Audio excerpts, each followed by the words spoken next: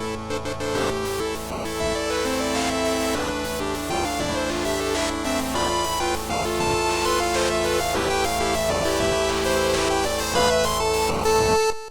and welcome to the Ggd Debate Podcast, a place where friends come together to talk about video games and our lives. What the hell's going on here? Whoa, I'm gone for a month? Did you guys give my job away to some other guy? Yeah, sorry, dude. Step back, Wes. Step back. You were gone for 2 months. 2 months. That's right. Yeah. Fair enough. Well, I am the host of the Ggd Debate Podcast, Kaedhen and Wes, where friends come together to talk about video games and our lives, and joining me as always. Are you sure you're the host? Are you sure? Shaking off the rust. Joining me as always is the godfather of the debate himself, Jonah Gomez. How you doing, buddy? I've been better. I've got a cold, which you guys will probably hear throughout the show. I'm sorry if I start coughing and whatnot. It's not COVID, but I got that off-brand Kroger cough or whatever it is. So we will proceed with the show because it must go on. And I'm very excited because we have you back, Kaedhen. I'm so happy, man. I'm excited too.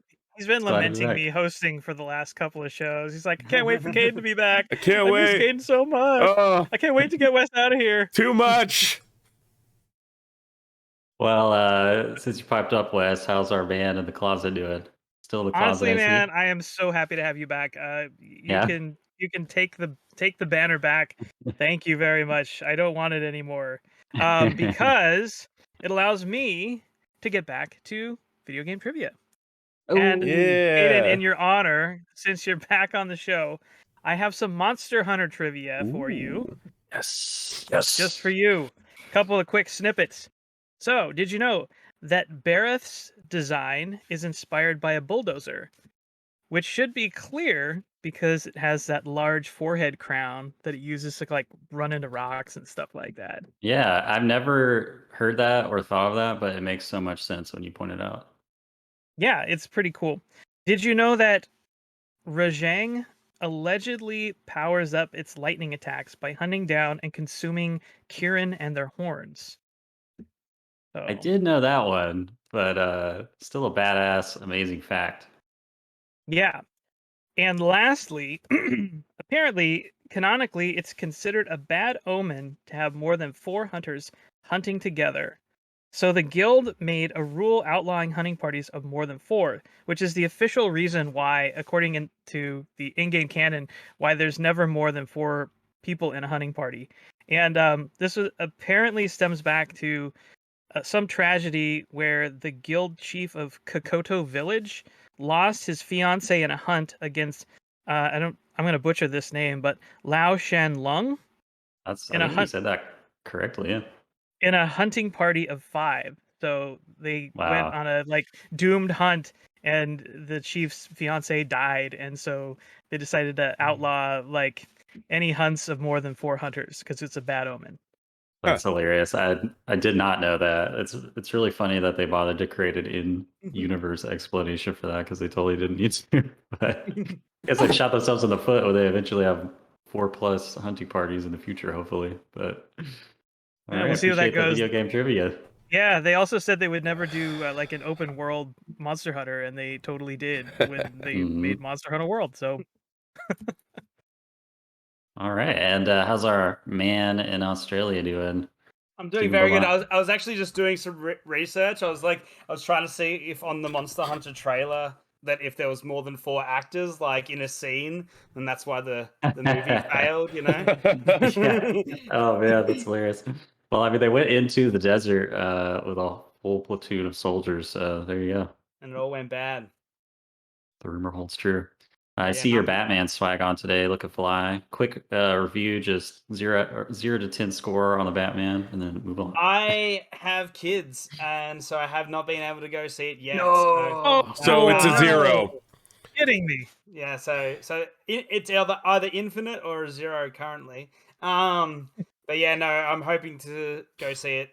Maybe Easter, because might be able to go down, hang out with the folks, and run away for a few hours. Very cool, very cool. I hope that happens soon. Yeah.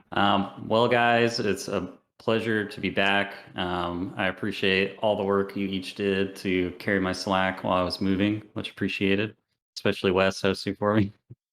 Before we move on, I thought in lieu of having like a guest interview, since it's just the core group today, it'd be fun for me just to catch up with you guys and ask you some few gaming related questions.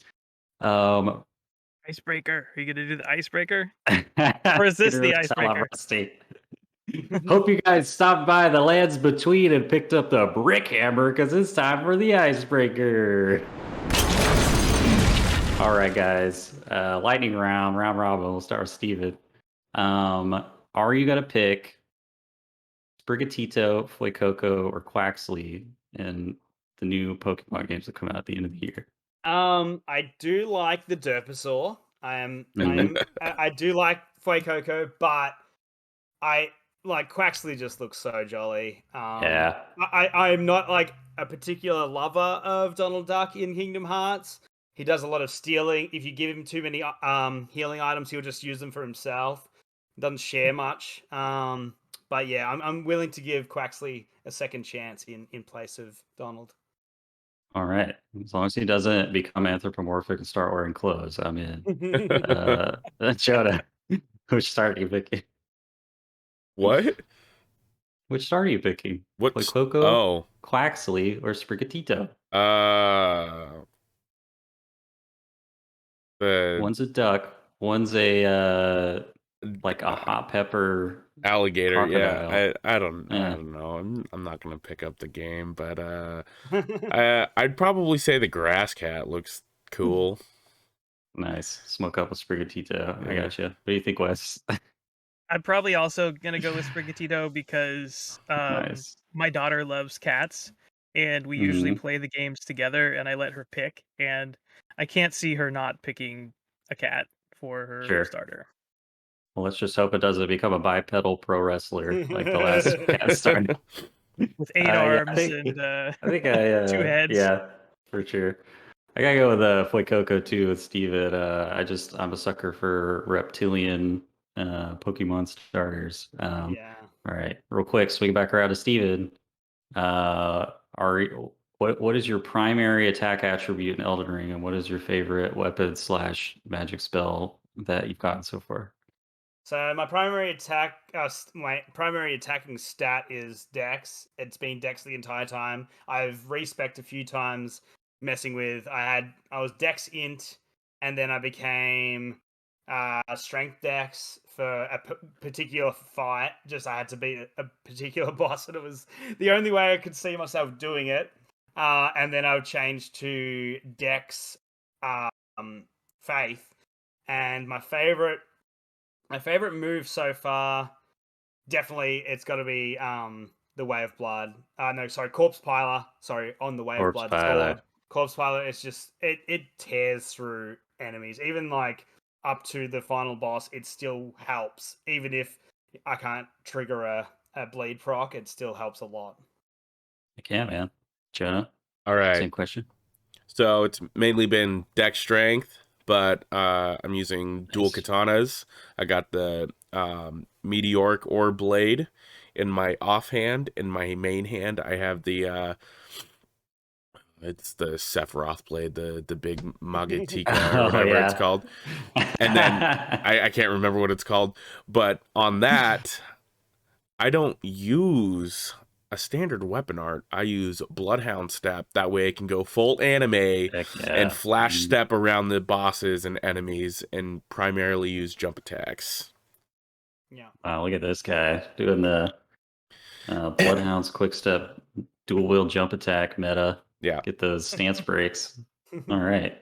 Wes, I know you're well, it's funny to say you've just started Elden Ring recently, so you've probably put 20 plus hours into it already, but that's just the kind of game this is. But same question. Yeah, so I usually play as more of a strength build.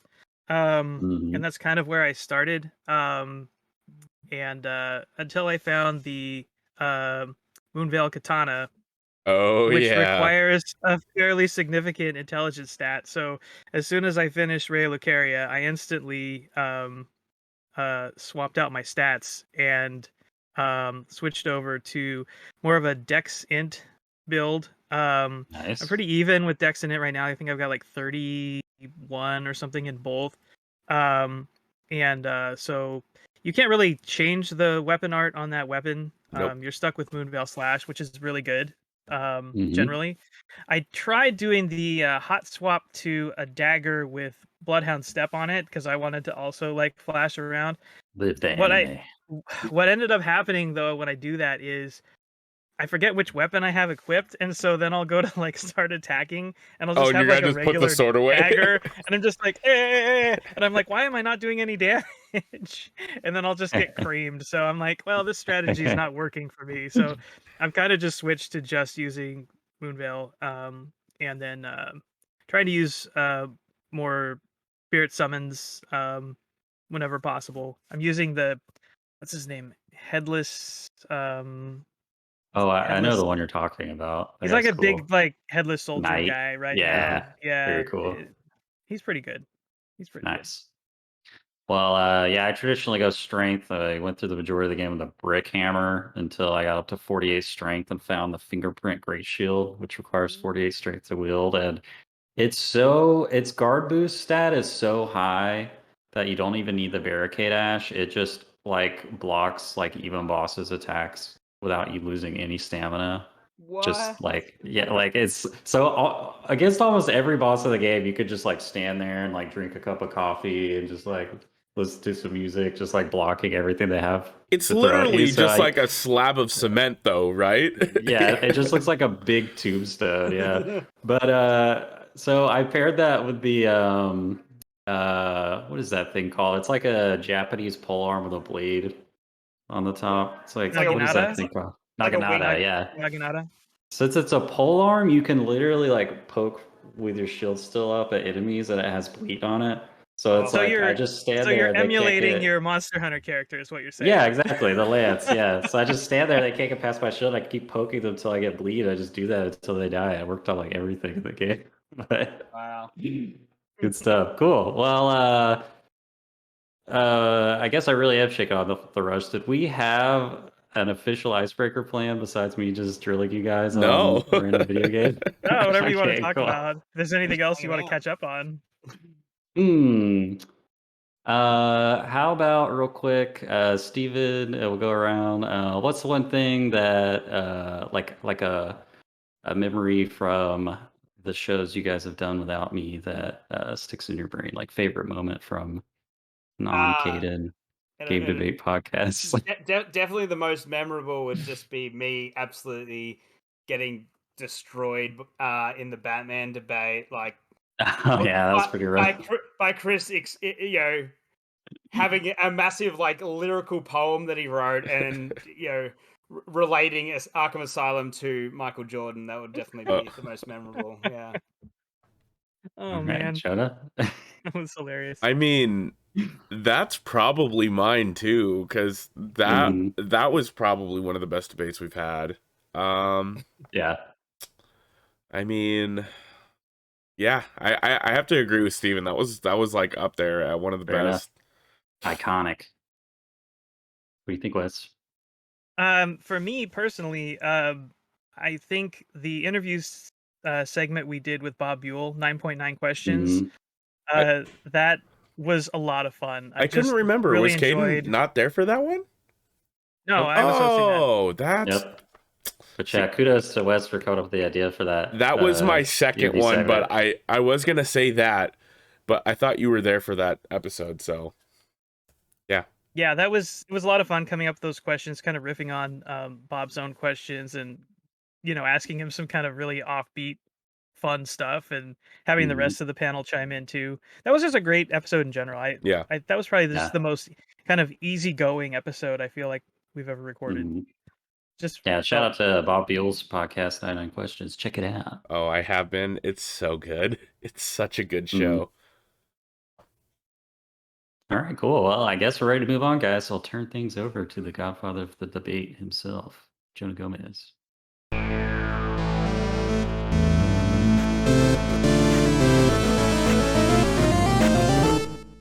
Welcome to my sickly house.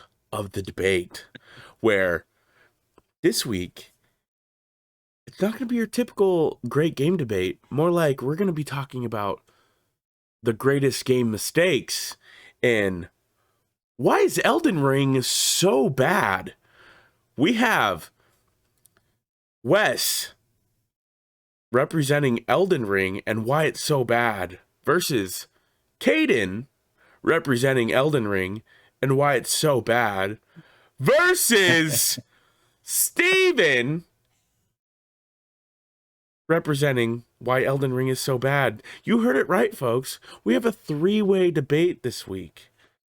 And we won't have any closing thoughts. It's just going to be the opening statements for each person and their closing thoughts. And then I will decide who represents why Elden Ring's so bad. So, I don't... Will we all be representing that? Yeah, I'm Whoever deciding wins who's... gains the title of Loathsome Dung Eater. I'm going to decide who represents it the worst or best. I don't know. We'll figure it out. I need to go grab my phone real quick. I don't have a timer. Oh, we're gonna get ranked this time. Oh, That'll be yeah. interesting. Oh, yeah. Yeah. Right. Time to fill time till Joda gets back, boys. Just a preamble for the audience. Everybody knows it's on the tip of everyone's tongue. Topic of hot conversation over the past month is Elden Ring, and everybody just can't figure out how From Software has fumbled the ball so hard on this game and made a Souls game that's worse than literally every other Souls game they've ever put out. We just can't wait to talk about all the reasons Elden Ring is so bad, as everyone knows. Yes. All right. I request to go last. Nope. Okay. With that, Steven, you're going first. No. Yes, sir. It hinges on going last.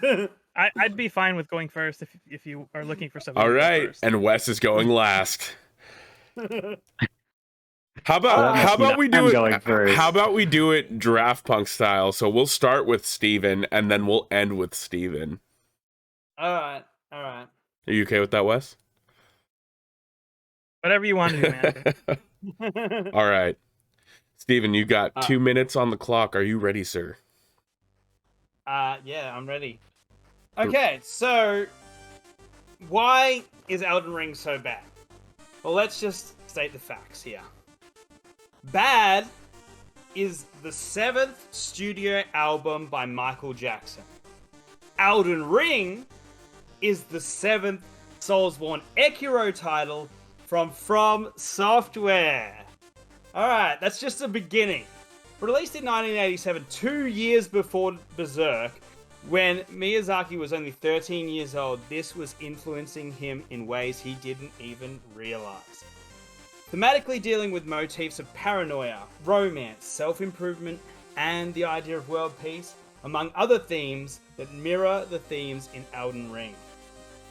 5 #1 singles: I Just Can't Stop Loving You, The Way You Make Me Feel, Man in the Mirror, Dirty Diana, and the titular Bad.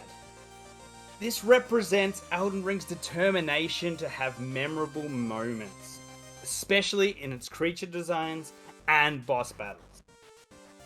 On the side of the short film and music video for Bad, much like Miyazaki hiring on visionary world designer and world builder George R.R. Martin, MJ hired Martin Scorsese to portray the gritty story of MJ's character trying to escape their predestined fate.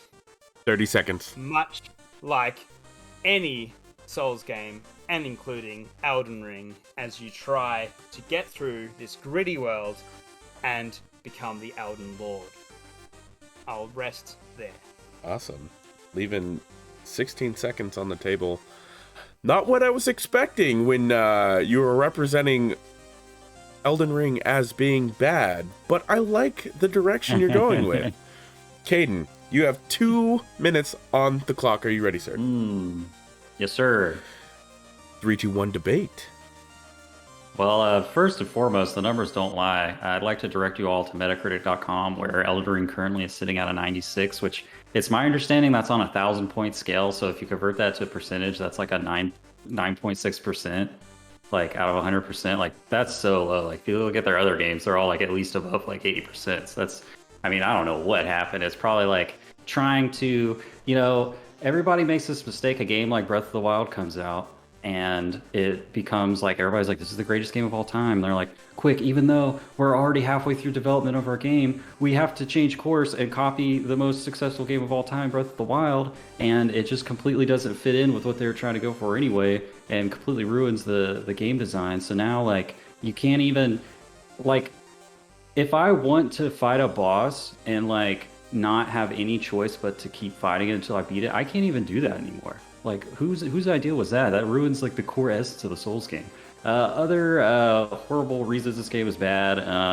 The character Ronnie the Witch exists, and everybody's making like pornography of her on the internet. So it's like facilitating this weird perverted universe where people want to have sex with dolls, which is also a theme that exists in Bloodborne, and I don't really understand why Miyazaki-san feels the need to perpetuate this perversion of the human psyche.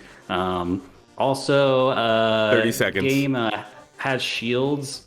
Shields are for babies. If you want to go through the game with a shield, or if you want to use spirit summons, or if you want to play co-op with other players, then you've cheated the game and you've cheated yourself, and you might as well just hand in your gamer card if you're using shields. So, yeah. Basically, Elden Ring, 96 out of 1,000, has doll fetishization and you use shields. Sorry, I was taking notes. Wes, you have 2 minutes on the clock. Are you ready, sir? Yeah. 3, 2, 1, debate. I don't know if my arguments are going to stand up to Steven and Kaedhen, but I'll just throw out a couple of ideas that I came up with about why Elden Ring is bad. Number one, this game does not respect your time whatsoever. This game is massive, it's huge, and it doesn't tell you where to go. You have to figure everything out. It doesn't give you any kind of advice. It doesn't give you any objective. It points you in a random direction. There's not a random direction. It's a direction of where you generally need to go, but it doesn't tell you when you should be going there. You can get in way over your head way too quickly if you just go straight to where the game tells you, and it's not really what you're supposed to do. Second, quest design. This game has bad quest design. You don't know when you're even starting a quest. You don't know where to go next. You don't know what you're supposed to do. I'm going to give a quick example of my good friend Blade and his quest and how you start it. You're running around the open world. All of a sudden, you're running through these misty woods. You start hearing some random howling. You don't know where it's coming from or who's howling at all. You kind of run into an old abandoned ruins and just find like a giant bear sleeping there. Don't think much of it. That's the start of a quest. It doesn't tell you that, but that's the start of a quest. To progress with the quest, you have to go back to the first merchant at the Church of 30 Ella. seconds. Talk to the merchant. The merchant will tell you, oh yeah, hey, here's a new emote. It's called a snap. Why don't you go back and snap at where you were before? You have to go back, use the snap emote. A giant wolf dude comes jumping down off the wall and tells you he's looking for some rogue knight. And then when you find the rogue knight to summon him, but you don't know where he is, there's nothing. There's no quest tracking. That's just the start here, and I will continue in the next segment. Very nice. All right. I love the different takes that you all are bringing for why Elden Ring is bad. This was not what I expected. All right, Wes, you got 2 minutes on the clock. Are you ready, sir? Yes. All right. Let's rebuttal, baby. 3, 2, 1, go.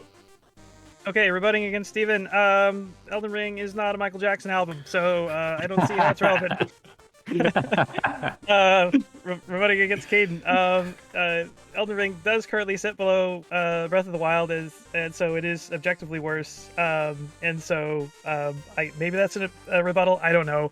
But just more facts about why Elden Ring is bad. The tutorial and onboarding in this game is terrible. Most players don't even do the tutorial. They miss it because you have to fall off a cliff to do it, and people think it's a trick. Because the game is, in general, just has a trollish nature. It's designed in a way that motivates players to troll each other, leaving signs in places that make it hard to interact with, and misdirecting players. And even trolling players directly using things like transportation traps that send you to areas that you definitely shouldn't be in at the beginning of the game, NPCs lying to you, telling you things that aren't right, etc., etc., etc. So the game is it's a troll. It is in itself a troll, which is bad. Additionally, the menus in this game are terrible.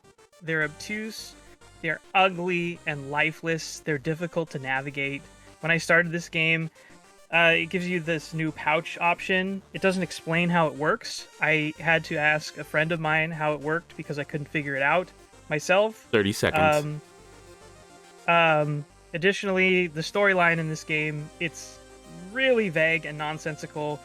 They give you all these really cool characters, but the story of the players themselves seem comically meaningless, and the characters you interact with rarely get to see any real depth or growth. And if you even take on their quest line, you always know what's going to happen. They're always going to end up dead, because that's what happens in From Software storylines. You do quests for NPCs, and they die. And that is why Elden Ring is bad. Time. Very nice. Wow, that was hot. Hell yeah, it was. All right. Kaedhen, it is time for you to rebuttal. Are you ready, sir? 3, 2, 1, Yes, go. sir. All right. Well, first of all, I'd just like to point out that Steve is confused. The From Software game that is based on tall, skinny, pale, white people with questionable motives is Bloodborne, not Elden Ring. To rebut Wes, really just kind of like, I think Wes is actually focusing on like the wrong negative points about a character like Blade or Blight, or I guess the tall, sexy Wolfman guy.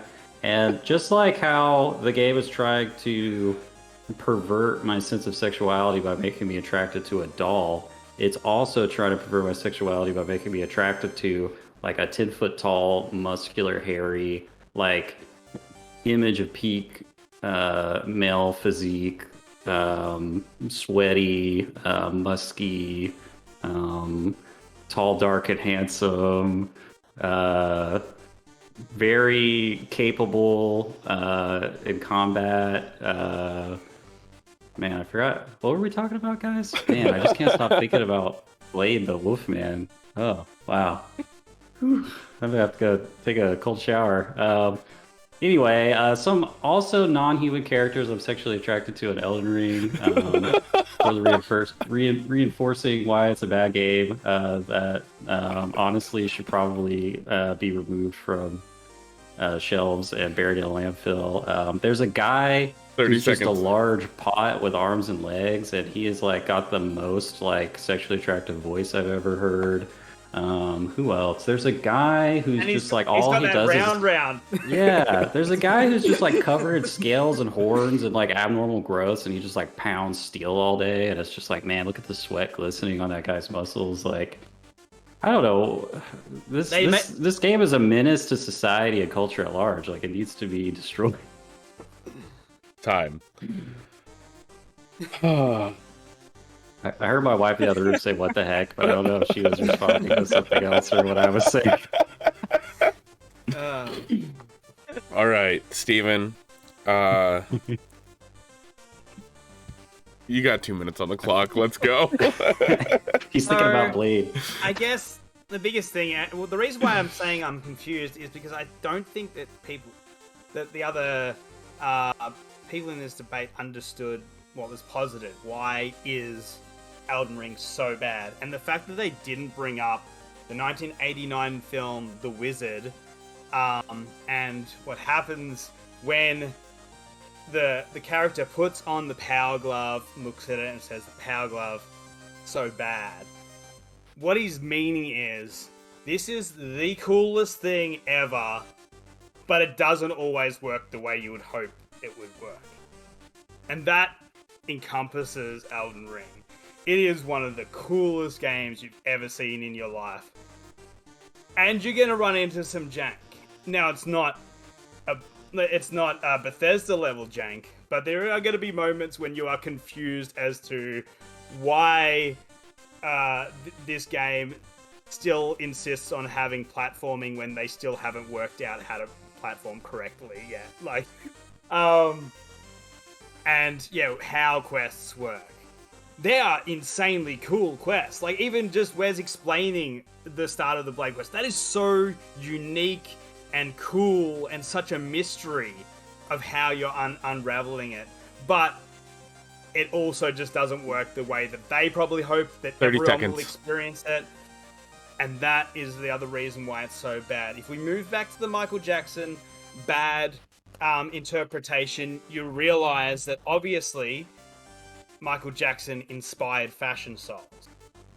You got all of the leather, so much inspiration there. So if you want to realize why Elden Ring is so bad, look no further than the quote from the wizard and Michael Jackson's bad.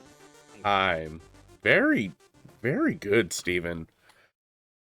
You guys. This was a roller coaster that I don't think I was quite ready for. And while Wes brought why Elden Ring was technically bad, and I agree on almost all of those points, I'm sorry, Wes, you are not getting my vote this week. Oh. While Steven represented why Elden Ring is bad in the Michael Jackson's stance of bad, you're not getting my vote this week. Kaedhen is getting it because of the one statement alone in his opening statement. Shields are for babies, and that is all, folks. Good night. Damn, I forgot to bring that up in the rebuttal that Kaedhen used the shield. Yeah. Well, I'd like to thank my friends and my family. I couldn't have done this without George R.R. Martin. And I'll be eagerly awaiting the award plaque to arrive in the mail, and I'll mount it on the wall to be displayed always on future podcasts. Thank you, Jonah. Yes. And you also forgot to bring up the meme, the one thing that men want, and it's disgusting, and it's the woman that lets you give her a hug What? whenever you need a hug. Oh yeah, the deathbed companion Fia. Oh my god. That's so funny. Yeah. Did you guys hear about how Fia has a pair of like lingerie underwear, and it's the only place in the game that particular piece of armor appears, and you can't get it, but like modders have modded it into the game so they can wear it. It's like Nope, didn't hear about that. yeah, I forgot about Fia. Well, yeah, you were too sexually attracted to the monstrosities of Elden Ring. Yeah, I was distracted. All right, well, we'll continue with the show after we go through the last episode's results. And if you'd like to cast your vote for this debate, whatever the hell it was, you can cast your votes on the Cast Your Votes channel on our Discord. But going back to our last debate, it was Steven versus Chris Logan and the ultimate Batman Arkham debate. Winning by 5 was Chris Logan. I'm sorry, Steven, but he pummeled That's you. fine. we know he won. We actually don't know what the score was because you didn't actually put out a score thing. Well, there were a bunch of votes. Anyway, Yeah. he picked you up like Batman would, threw you on the ground and pummeled you as though you were the bad guy in Riddler goon. Yeah. Anyway, that's the debate for this week. I have a quick question, Steven. Were you trying to employ the Chris Logan strategy comparing Arkham City Arkham Asylum to Michael Jordan by comparing Elden Ring to Michael Jackson? That was just the initial thing where, because of the positive being so bad, it was just like instantly. I'm just thinking, yeah, cool. I'm going the MJ angle on that Elden one. Ring is the Michael Jackson. Hey, the fact that it's the seventh album and the seventh game is just such a cool thing. And I literally only found that out today, and I was like, oh, that's cool. That's adding that in. All right, and we will see you guys in the pitch.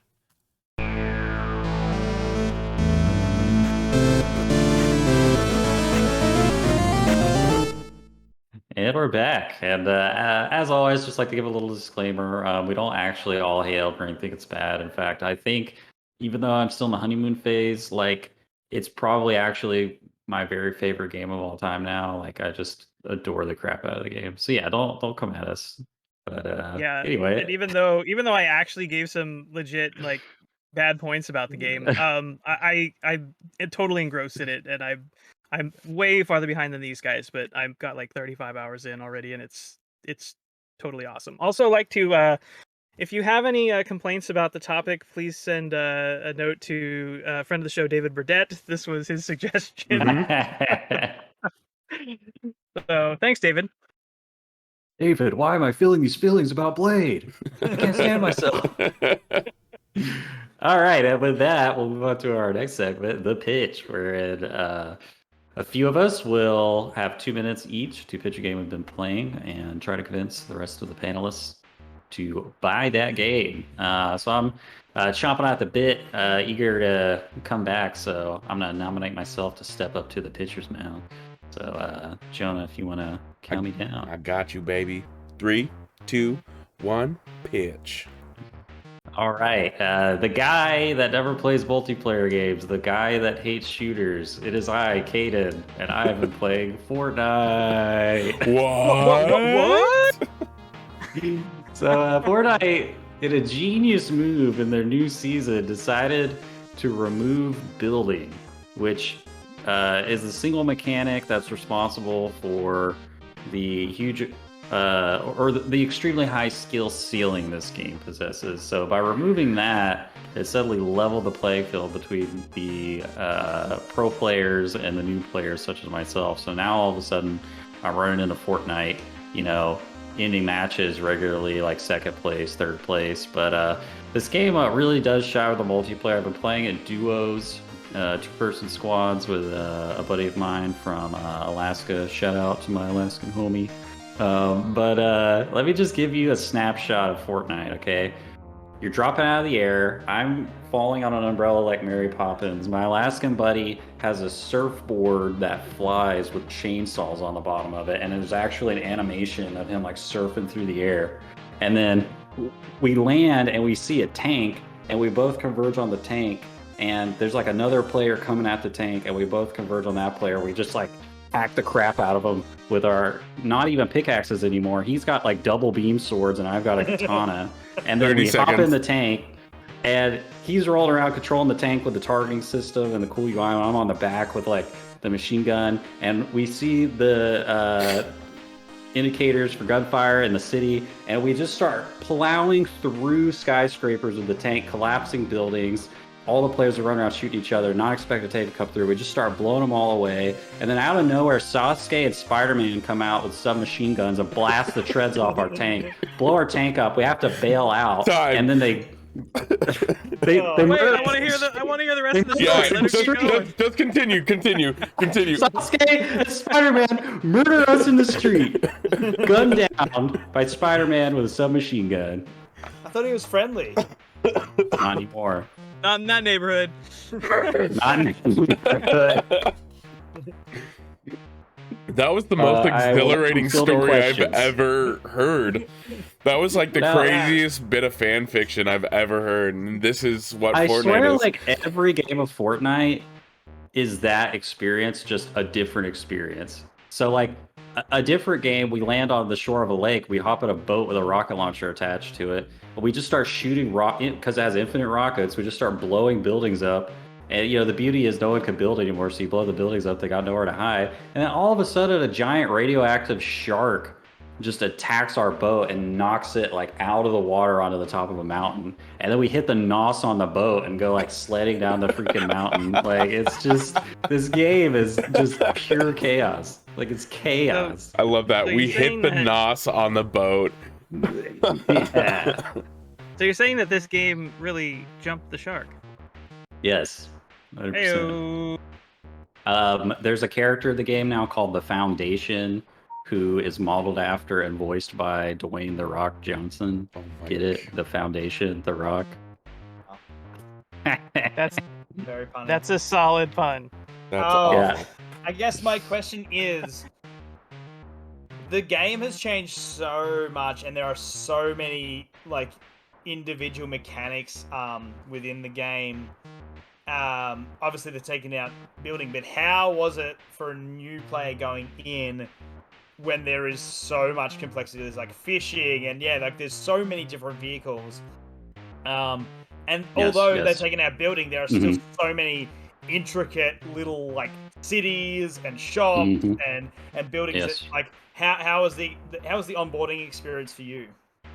Well, one thing that they do is they vault mechanics to just to keep things from getting absolutely overwhelming. Like last season, they introduced the Spider-Man gauntlets that literally allow you to web swing around the map with better physics and more fun than the official Marvel game, the Avengers Spider-Man. But they vaulted that this season when they took away building, and then they added like now you can sprint faster.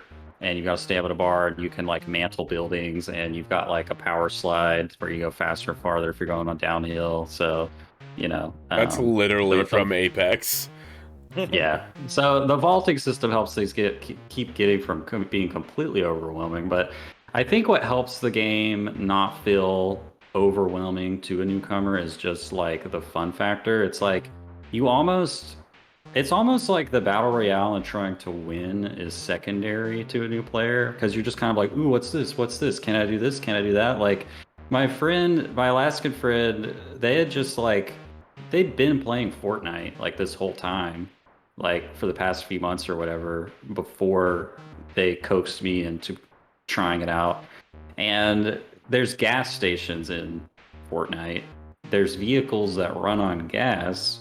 And we were playing, our tank's running out of gas, and I'm like, can we refill our tank at the gas station? And they're like, I don't know, I never thought about that. And we hop out the tank and go up to the gas the gas station, and like the gas kiosk, you can interact with it, and then you grab the gas thing and you run over to the tank and you start filling it up with gas. You're like, whoa, this is so, like there's like an intuitiveness to it. And the prices are outrageous. It's like 32 V-Bucks a gallon.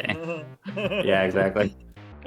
That is another nice thing, is like a lot of games, the microtransactions can be overwhelming, especially when they have an impact on gameplay, like inventory space or buy a mount or whatever. But in this game, they are purely cosmetic, so you can, like, I've been playing for a couple weeks and like haven't spent any money and just running around as a default skin, whatever, but just having a good time, So I'm not sure if I thoroughly answered your question or not, but there you have it. What skin do you want to get the most? There's a skin I've seen people running around with that's like an android, like it's a robot human body, but there's no head, and where the head is, there's a little cockpit and a cat is driving it. It's just like piloting the humanoid mech. So yeah, probably that one. That's pretty good. That's pretty sick. Yeah. I will say I really like the way the anime characters look. And yeah, they know the engine. Yeah, it looks so good.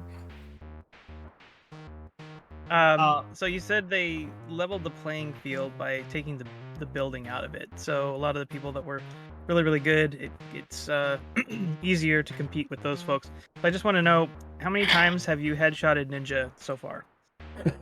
A lot. Like I feel like Sasuke, Naruto, and Spider-Man are like by far the skins I see the most. It's crazy. So yeah, it does feel good, especially playing duos. You could send your partner out to like be a decoy, be bait, and then a wild Sasuke emerges from a bush trying to take them out. And meanwhile, you're behind the tree and you're like, target acquired, and you get the headshot on the Sasuke with your, semi-automatic assault A rifle. wild Feels good. Sasuke has appeared. Yeah. The other day, we got attacked by 2 Sasukes, and it was the wildest. Like, so the 2 Sasukes were in like a truck, like a Honda Civic or whatever, like just a little car. But they throw. So this game, you can get as an item all-terrain wheels, and you just throw it at a vehicle, and suddenly it's got big, like 6-foot tall monster truck wheels. So they had that on their little Honda Civic or whatever. There's like going over the hills, and we're in the tank, and we start trying to shoot them in the tank, but our tank's slow, and I see Sasuke like come out hanging out the freaking car door, and he's like shooting a submachine gun at us, and then we shoot their car with a missile and blow it up, but they like jump out of the car and they come at us, and the tank has 2 extra seats behind the like turret on the top. They jump in the tank seats and they murk me from behind while I'm trying to like spin around and get them. And then my friend jumps out of the tank and the tank blows up, and then they cap him, and then like the 2 Sasuke start like dancing and doing little, like, it's like, it's just crazy. We got shadow clone jutsu by Sasuke. Nice. Is there go ahead, Steven. I was just gonna say, so as you said, you're playing for free, and so you'd be on like the free battle pass sort of thing, so there is still progression in the game. Do you feel like that entices you at all, or are you just there for those moments of the organic storytelling that you're getting from it, and just being a tourist and going around and checking out all these sites? Do you think that it's fun enough without you inputting any money, so that you are getting skins and stuff in the free-to-play version, that you'll keep playing with your mate, or do you feel like there's an end point where you'll probably slow down? So far, I mean, we've been playing pretty regularly, like once or twice a week for the past few weeks, and the whole time I've not bought the battle pass. So the battle pass like almost feels worse now for free-to-play players, because by leveling up you just get battle stars, which is a currency you can use to buy things in the battle pass if you have it. So if you don't have the battle pass, you get like access to like 3 things you can buy with the battle stars, and none of them are skins. It's just like a backpack or like a pickaxe skin or whatever. So yeah, I'd say that even for free-to-play players, the battle pass is like even less of a draw. So I think that's almost like a strength of the game, because like 100% the reason I'm there are just for these batshit insane like emergent storytelling moments. And if that's like the main reason to play the game, then I think that's better than that being a secondary reason, and the main reason you're there is being the battle pass. So the battle pass is a bonus on top of that. If you want to spend the money, then that's great. But yeah, it's so chaotic, and so many different things happen each game because there are so many mechanics and different kinds of vehicles. And like they introduced these big blimp airships now that have these cannons on them. You can load yourself into the cannon and shoot yourself across the map. Like it's just crazy. Like, and the map's so big. Like this whole time I've been playing with my friend over the past few weeks, I still haven't explored the entire map. Like you have to fill the map in now by like getting landmarks. And yeah, I haven't even filled in the whole map yet. So yeah, it's good stuff. Super fun. Is there any kind of single player option, or is it multiplayer only?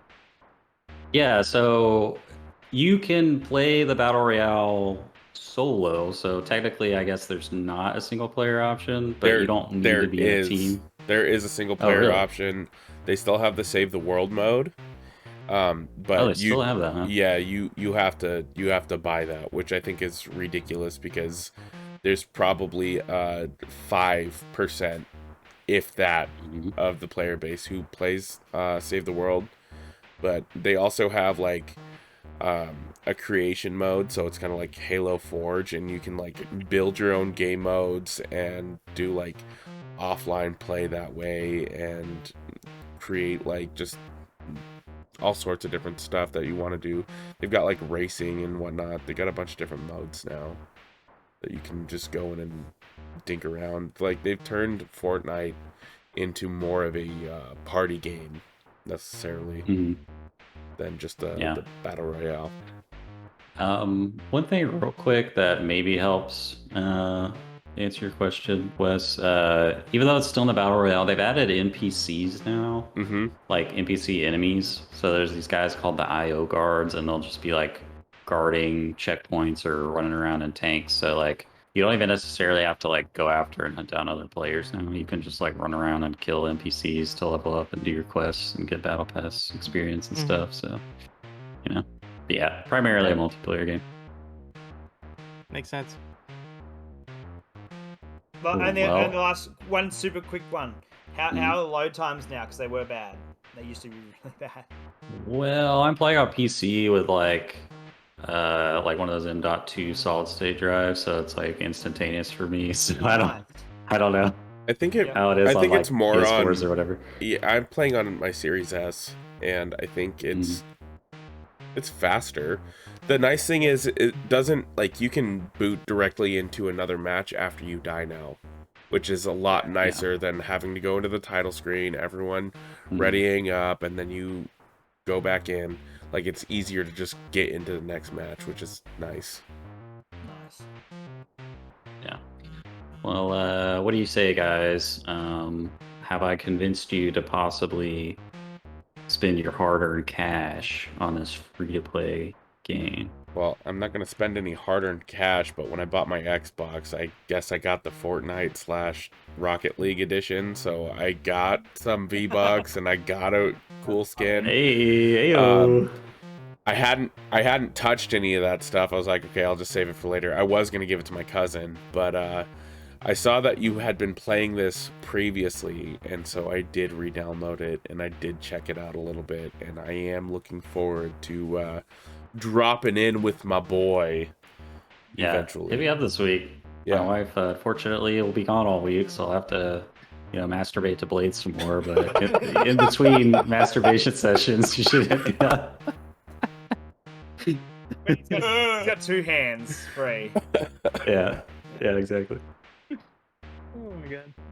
Well, yeah, I'm always looking for some place to chill and hang out with the lads, especially on Discord chat. So yeah, I'm more than happy to re-download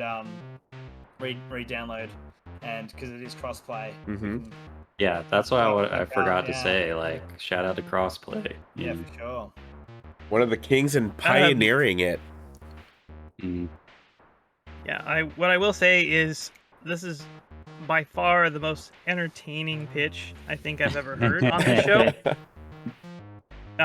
It just sounds absolutely insane, and despite that, this is just not my kind of game. It sounds wildly entertaining and crazy, but I don't have enough time to devote for these kind of, just like, hey, let's go in there and do a round kind of a thing. I feel like I need to be kind of making some sort of progression and like fulfilling some kind of like goal in a story or something like that. And friendship and also is the progression. Well, there's also the whole like increasing your confidant rank time with Kaedhen zone and Joe. problem playing with people. So it's not gonna happen. I think this sounds awesome. Like I really like where they're taking this. It sounds crazy, but great pitch. But the game's not for me. So. I thought one thing that might change your mind that I only just now remembered. The first match I dropped in to with my friend, we went to the desert. There was just a dragon walking around. And then he decided to shoot at it, and it like morphed into like a crazy, like angry, aggressive version of itself and just started lobbing like explosive mucus bombs at him. I never saw that dragon again. I have no idea what the deal was with that dragon, but that was crazy. So you're saying it's cool. Monster Hunter 2? Exactly. Yeah. Basically, Monster Hunter World 6 is here. It's called Fortnite. Nice. Well, anyway, 2 out of 3, I'll take it. Next up to the pitcher's mound is Wes Bates. All right. All right. I got 2 minutes on the clock. Wes, are you ready to go? Yeah, let's do it. 3, 2, 1, Let's go. Okay, so I'm going to be pitching a little indie game called Infernax today. This game is 1 part Castlevania, 1 part Zelda 2 Adventure of Link, and 1 part Berserk. So if you have any love for any of those properties, you might be interested in checking this out. And so the game is basically, just to take it down to the most basic level, this is basically Castlevania 2 Simon's Quest if that game didn't suck. So you're basically, you play as a character called Alcidor. He's like the duke of this like province who's come back from the Crusades to find that his kingdom has been overrun by all these demons and monsters that were summoned by this like demonic book. It's basically like the Necronomicon. And so as Alcidor, you're tasked to basically like save your kingdom, get rid of all the demons. And so you play, it plays, looks like an old school NES game, kind of an 8-bit. It has a similar soundtrack. The soundtrack's awesome. It's really, really good. So it's a side scroller. You have a mace. You can jump and hit monsters, but the controls are tight. It doesn't have that Castlevania, once you jump, you're committed. You can like go back and forth, no problem. It doesn't have the nonsense of, oh, there's this invisible floor, look out. You know, you gotta like feel your way through the map. You know, like it's very straightforward. 30 seconds. It's challenging without being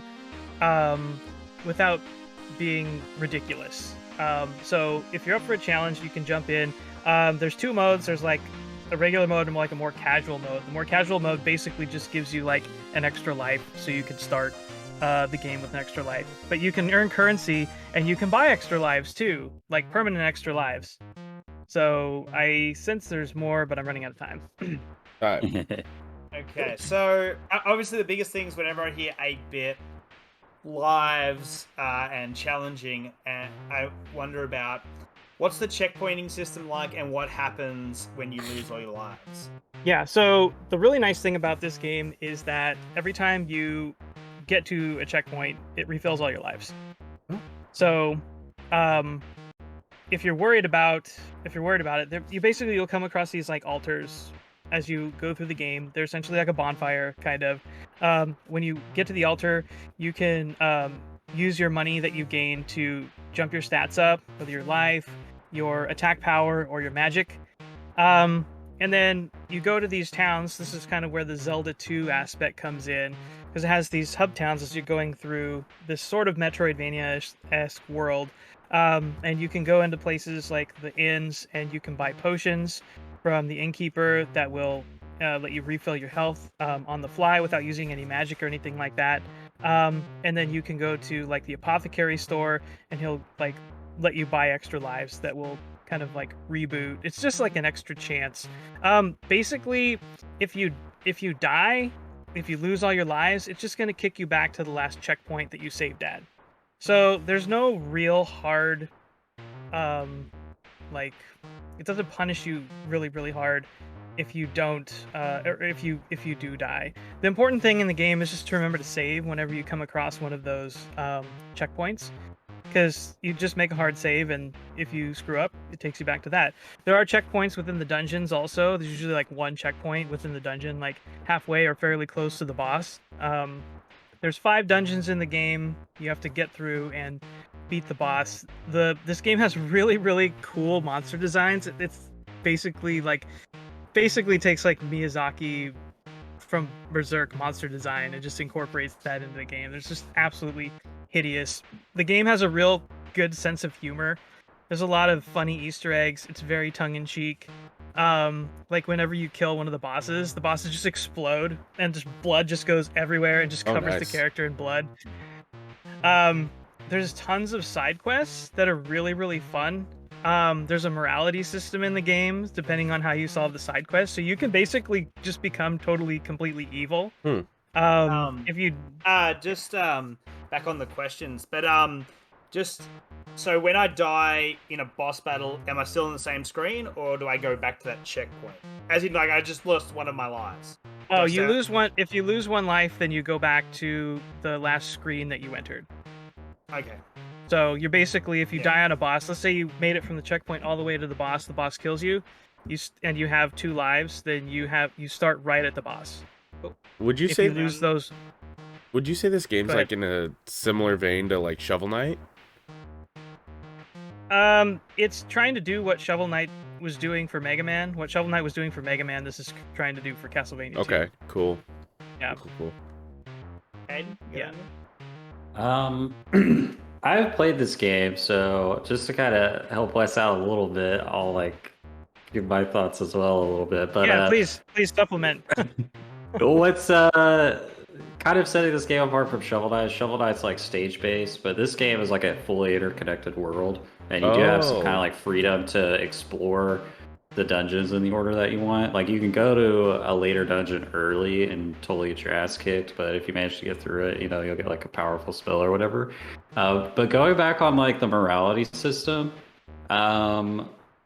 there's like a secret quest path in this game basically where you join the cultists who are like summoning all the devils and you become evil, and it's like this whole like changeover where you lose your like shield and your mace and you get like a long sword that like has more reach, but you're more vulnerable because you don't have a shield.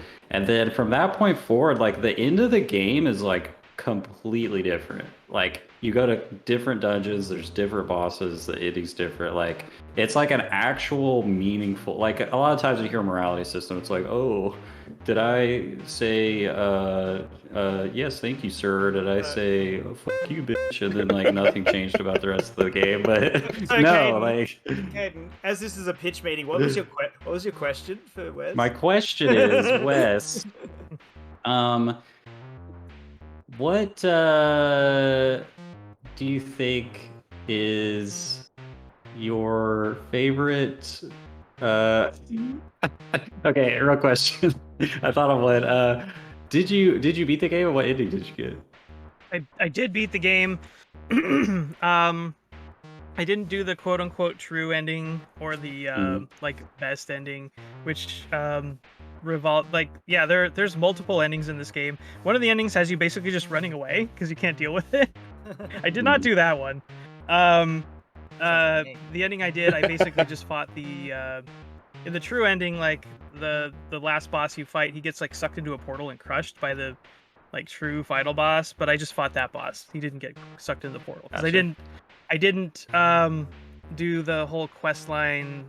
Some of these ones, it's kind of tricky to figure out what triggers some of the events and when they happen in the game. And I basically, I don't want to say it was getting long in the tooth because I was having a great time the whole time, but I was like, this is a great game and I want to finish it. I want to finish it now. I don't want to figure out like all these extra steps to join the cult and do all this stuff. And so I had finished the 5 dungeons to unlock the last area and fight the last boss. I fought the last boss, and that was where I ended it, and I had a great time. What would you say is the secret sauce? Like, is it just a lot of good elements all together, or is there one particular thing that you really liked about the game? Yeah, it's just like a really solid throwback retro game. It's got a really good sense of humor. Like I mentioned, the Easter eggs, like it's really an homage to Castlevania, to the point where you can find wall chicken. You can at some point, if you eat it, it poisons you because that's what it would do. At one point I was walking, I think I posted a video of this on Twitter, but I saw this conspicuous wall. If you've ever played Castlevania 2, you'll know that part of the game requires you to like hold this red crystal and kneel down by this wall for like 10 seconds, and the tornado comes and like whisks you away to another part of the map. But the game never explains that's what you need to do. You just kind of have to like read Nintendo Power to know that's what you're supposed to do. So I saw this wall and I'm like, that wall looks surprisingly familiar. I'm gonna go kneel by it. And I knelt by it for like 10 seconds, and all of a sudden a tornado appears. And I'm like, oh my god, like this actually worked. But instead of taking me to a different part of the map, the tornado just like whisks me into the sky and ground me up. And it said like, had Alcidor known that standing next to that wall would summon a tornado, he never would have done it. Game over. Yeah, it's like you're in a blender and your bones go everywhere. It's so good. Yeah. And I was like, that's so amazing. I really love that. Leading question: does this game have cheat codes? Yeah, so I was gonna touch on that. So you'll find, is it just one place? I can't remember. Or is it more than one place? I think it's just one place. Enter the cheat codes? Yeah. Yeah, so once you go there the first time, you can do it from the menu whenever you want. Oh, you can. Okay. Yeah. So you find this thing, it's like you go into this these sort of like catacombs or something like that, and you get to the end, and you find this altar, and I don't remember what it's supposed to be like a game genie. Do you remember what it's called? No, it's something like Game like- Wizard or It's something like game. like that. I think it might be Game Wizard or something, but it looks Yeah. just like the Game Genie, like packaging and everything like that. And so there's cheat codes, and you can enter cheat codes in the game, and it does everything from like make you invincible to give you a jetpack to give you a machine gun that you can play through the game with. And if you do those cheat codes, the fun thing is like there's little cutscenes that happen in the game where when you like encounter a boss and stuff. So if you give him the machine gun and it shows him like up against the boss, he'll actually be holding the machine gun in the cutscene. So That's it's awesome. not just aesthetically within the game, it like transitions in the cutscenes too. So there's a lot of like really kind of lovingly crafted little touches in the game that I really appreciated. It's just like super solid. It's not really long. I think I played it about 8 hours or so. And it's just a good time. If you like a throwback indie game, you're looking for something fun with some solid platforming and just really solid design. And you don't mind a little bit of gore because it's pretty gory, to be honest with you. One final question it's a for solid you, game. real quick. Yep. What did you play this on, and what is it on? I played it on Switch. Okay. I did the whole thing in handheld mode, but I could be wrong. I think it's on everything. Okay. Yeah, I have a think you can play it on PC. pretty much anything. Would it by chance be on Game Pass? That's a good question. I don't know the answer. Okay. It might be on Game Pass. I think I'm sure we could find out I for think Kaedhen is looking to see if it's on Game Pass. If it's on Game Pass, it's for sure. If not, I'll just borrow it from Kaedhen because I'm pretty sure he played it on Steam, correct? It launched on Game Pass, so unless they've taken it off of Game Pass, then it's still on there. But yeah, Sold. I'll check it out. Nice. cool. Yeah, I'm not the best at NES hard games, but saying that it doesn't have a controlled, awesome, just got coffee delivered, a controlled jump like Castlevania, and just the idea that instead of everyone that gets influenced by the best games, like everyone gets influenced by Ocarina of Time, Mega Man 2, Link to the Past, all those bangers, to see someone that goes, okay, Simon's Quest and Adventure of Link are both flawed games, but they have something there, and then they've gone, let's make it something awesome. It just sounds really cool. I definitely want to check it out. Yeah, I wouldn't call it an NES hard game either. Yeah. Okay. Like you can whittle the boss's health down really fast in this game. I didn't ever really find the boss battles really challenging. Making through some of the dungeons was a little bit challenging in some cases. Yeah, I think the hardest part was the platforming in the dungeons, but I never really got overly frustrated with this game at all. I think It the was game, very like, doable. if it's front loaded with difficulty, so it seems hard because on a classic difficulty, you've got 1 life, and if you die, you have to start from your last save. But by the end of the game, you can purchase up to like 3 additional lives. You get these potion bottles. I think you have like 4 or 6 of them, and you can fill them each with a healing potion that full heals you, and there's a magic spell that heals you. So like, if you're fully loaded by the end of the game, like, not only can you like heal yourself like 10 times to full health per life, but you also can die like 4 times before you have to go back to your save point. So yeah, and there's a lot of spells that make the game really easier too. At some point you get a fast travel spell, and that just like breaks the whole thing wide open, because up until that point you had to physically like go back to everywhere, but when you get the fast travel spell, it lets you teleport between save points. That's nice. And you can grind too, because you level up with experience from enemies you kill, so you can just grind and like get overpowered. So and then if you just really want a power trip, you can just input the cheat codes and like go through the game Yeah, with that's full true. machine gun. So, but yeah, obviously, like, I've been on this game, I've already bought it. I played it like back to back like 4 or 5 times. I like got all the endings. Like, I just was like in love with this game. Like, honestly, before Elden Ring, like, this was my game of the year contender so far. Like, it's really good. Like, I highly recommend it. And if you got Game Pass, check it out. Okay. All right. let's move on to Excuse Steven's me. pitch. Are you ready, Yes. sir? Yeah, definitely. All right, My God. go. Go. So today I am bringing something to bring you out of the darkness. Obviously, 12 million people are playing Elden Ring, or have at least started Elden Ring. Maybe, say, 8 million people are depressed because they started playing Elden Ring and it's way too hard for them. Or turned on. Yeah, or turned on. I'm And way too hard. and what I say, why not give Kirby and the Forgotten Land a try? This game, and just like my history with Nintendo has always been, it's the warm blanket to go back to. And that's like exactly what Kirby is. Kirby doesn't, well, it actually doesn't like it, but Kirby doesn't offer you any like skill walls. It says, do you like video games? Yes, no. Then play this game and have fun. Like, you're here to smile.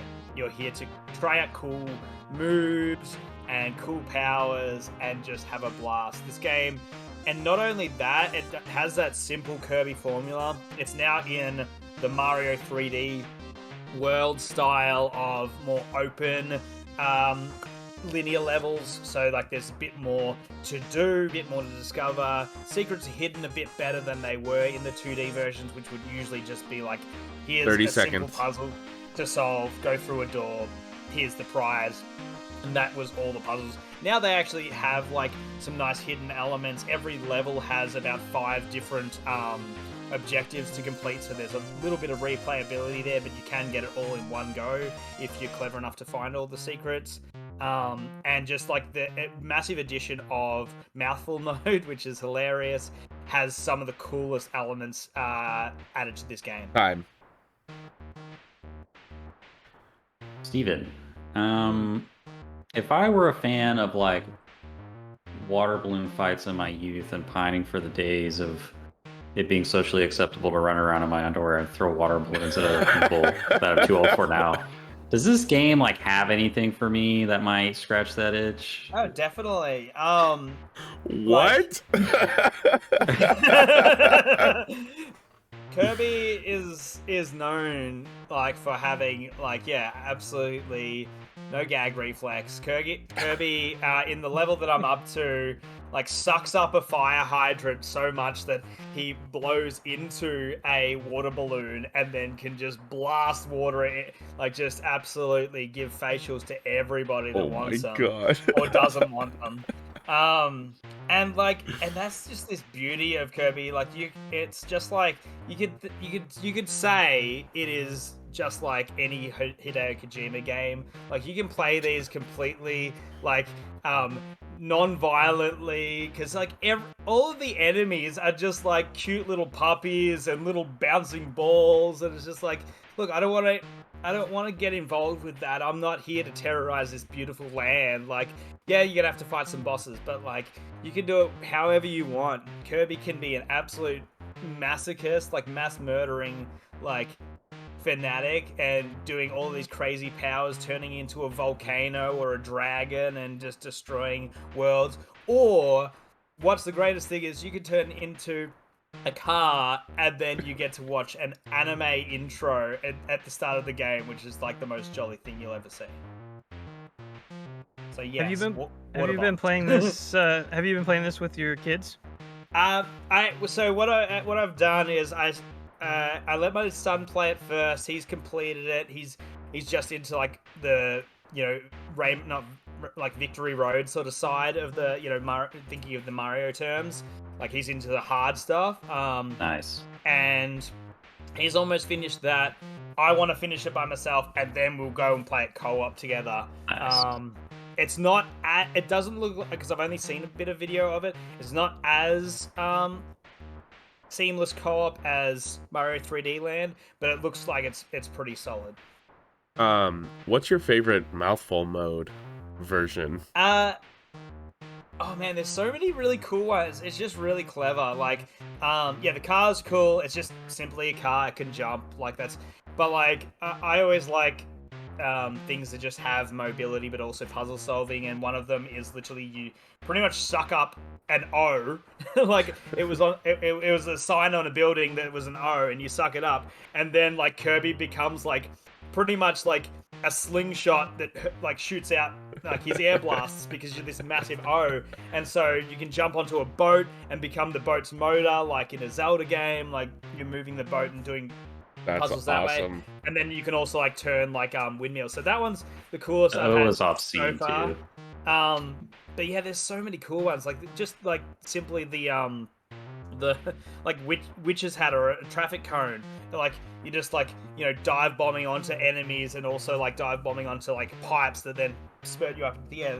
It's just really clever. It's super simple, but it's just clever and it's fun. It's like that perfect introduction to, like, if Zelda's like a level 3 in puzzles, like if this is like level 1, like and like level, it gets up to level 2 in some spots. Bit of a leading question here. I forgot what I was going to say. Wait, give me 1 second. Give me 1 second. I can remember. Are you thinking about Blood too much? Yes, I am. And mouthful mode. How long did it getting glad with the mouthful mode? This podcast is too much for me. Yeah, there's too much hotness. Good lord. Did you have a question for me, Wes? No, I was going to okay. ask Steven a question while you were trying to remember what your question was. No, I remembered. Okay, go ahead. Cool it, Wes.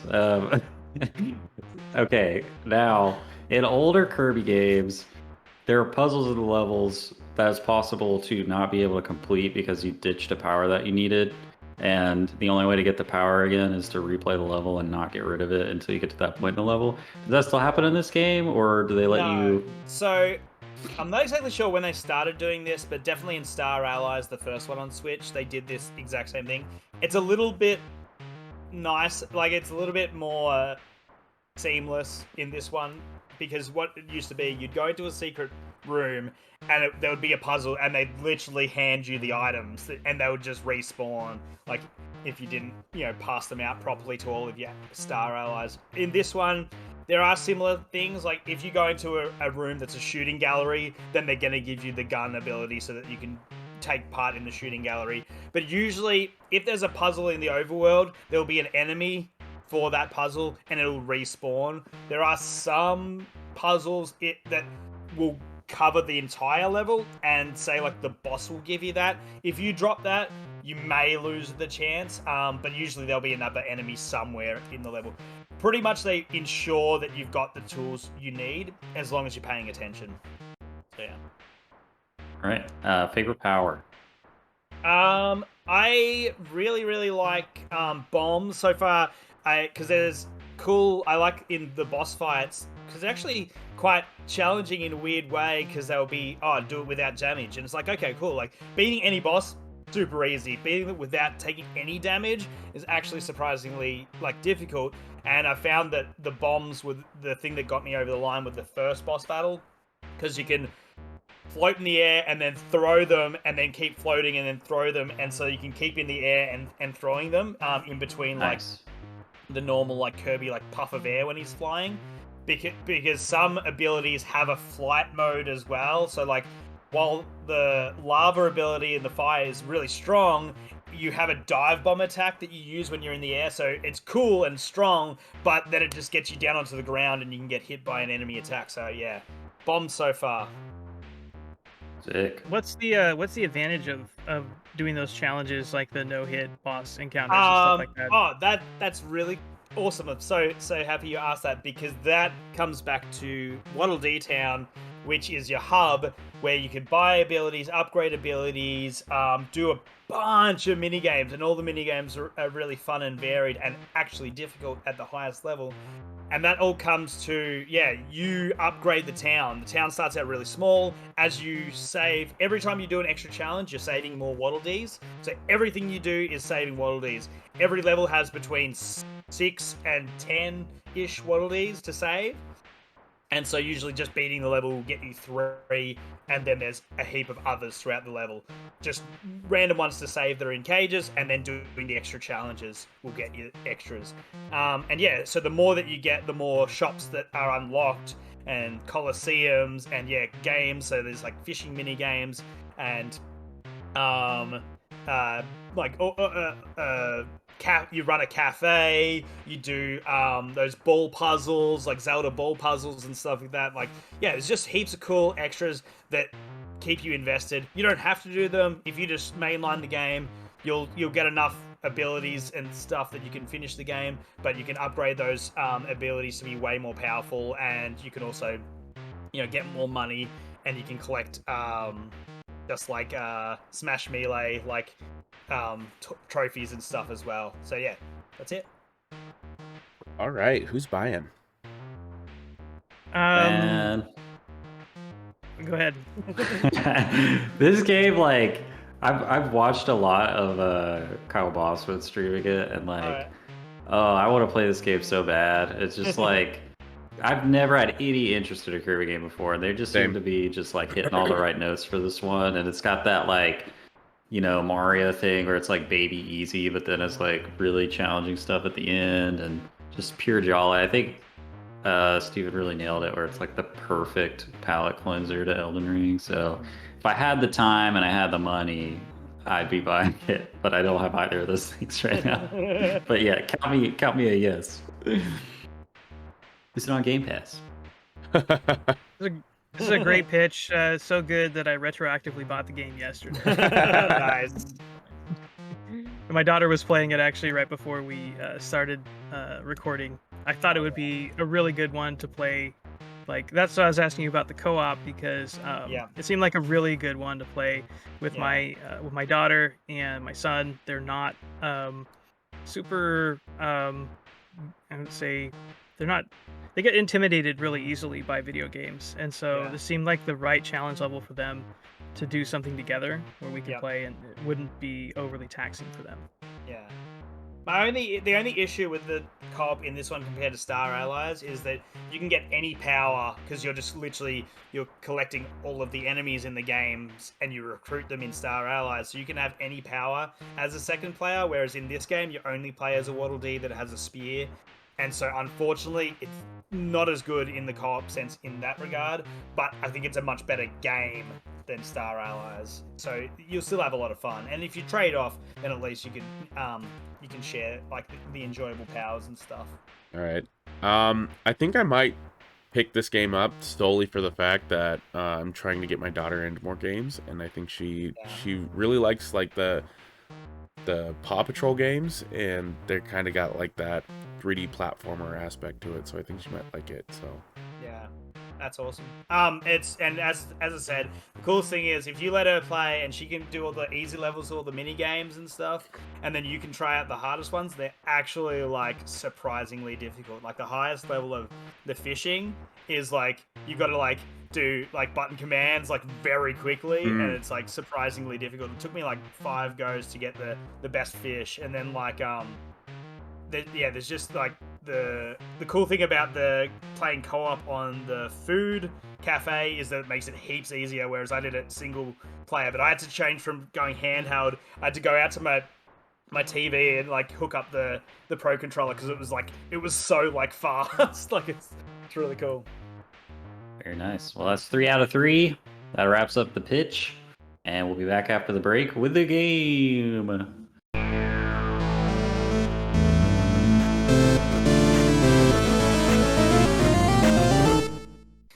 We're back. That was the pitch. Fortnite, Infernax, Kirby the Forgotten Lands. Check them out. Moving on to the game. I'll turn things over to our resident game master, Wes Bates. Take it away, Wes. Okay, so let's keep this From Soft train rolling.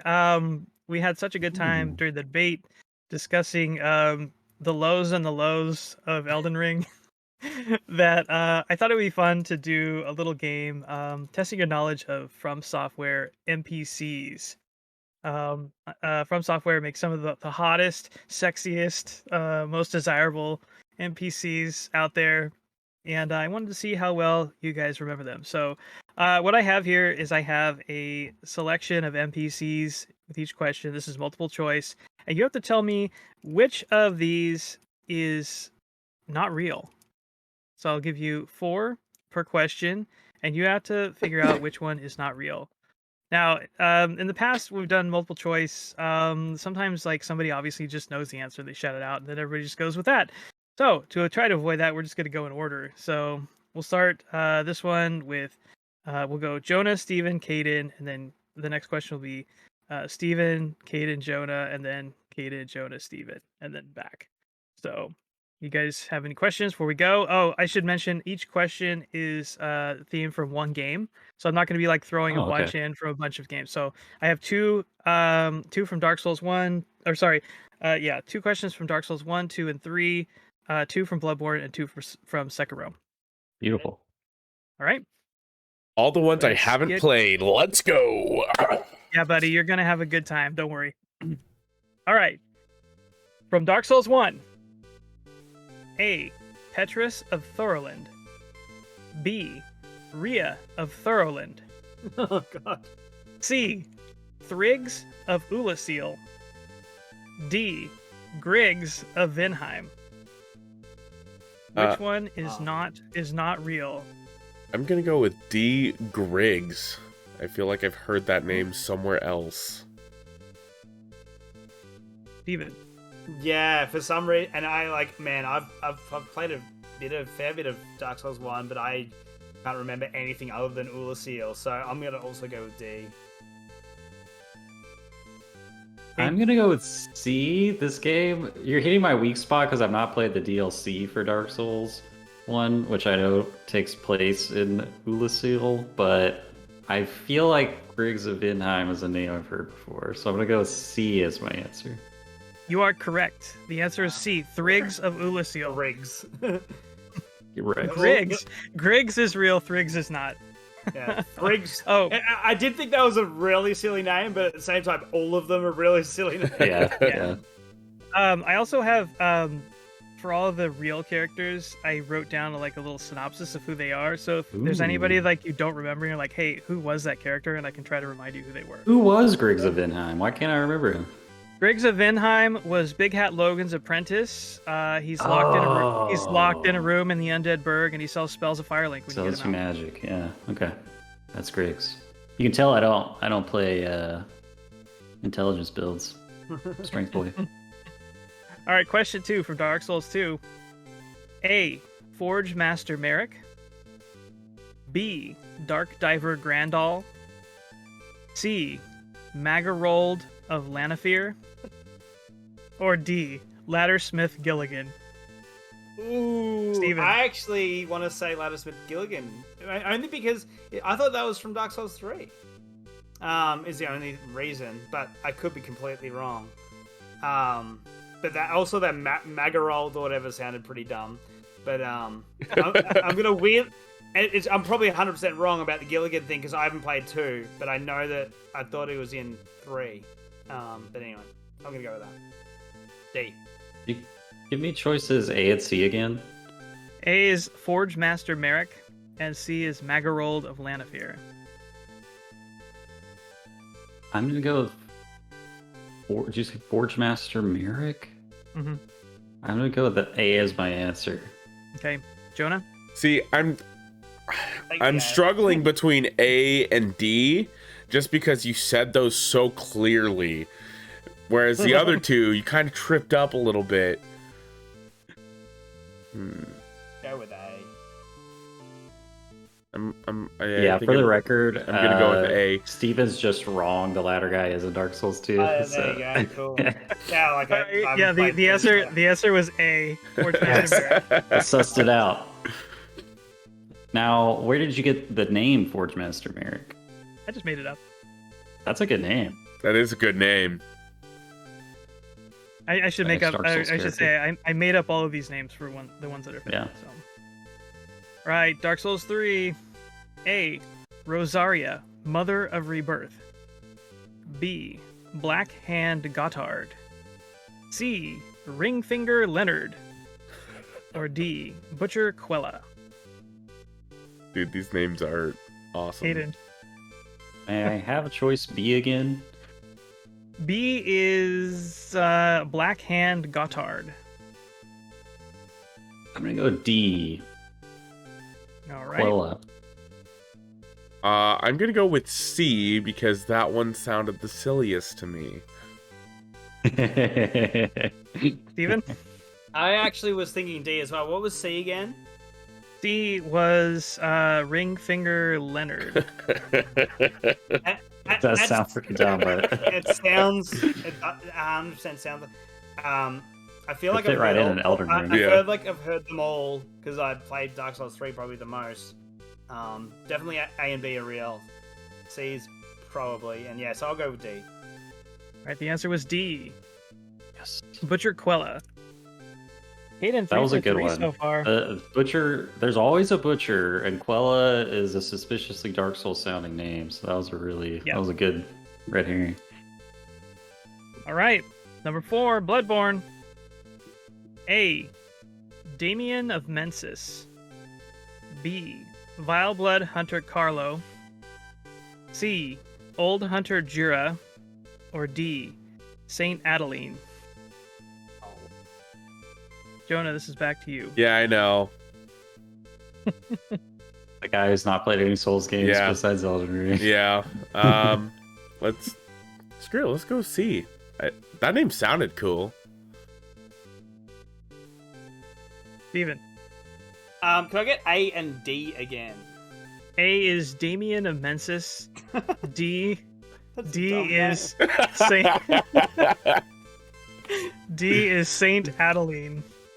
Oh, Saint Adeline sounds the least real, but I'm gonna go with Damien of Mensis. Nightmare of Mensis was not my favorite part of that game, but it was probably one of the students or something like that. But yeah, I'll go with that. All right, Caden.